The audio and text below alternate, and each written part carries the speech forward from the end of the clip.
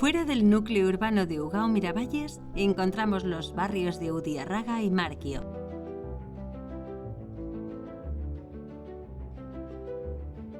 El primero se encuentra localizado en una meseta a los pies del monte Unzeta, sobre el cual se encontraba el antiguo castillo del mismo nombre.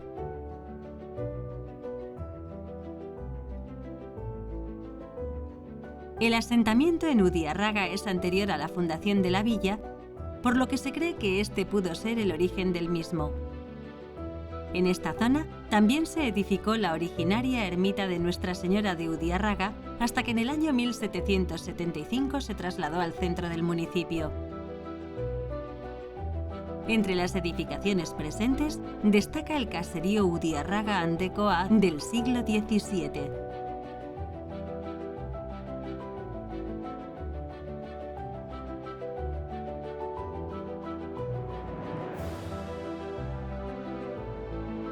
El barrio de Markio, por su parte, se encuentra ubicado bajo el macizo de Ganekogorta.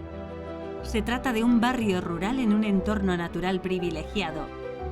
Junto al paisaje y los diversos caseríos, destaca la pequeña ermita de San Juan Bautista, patrón del barrio.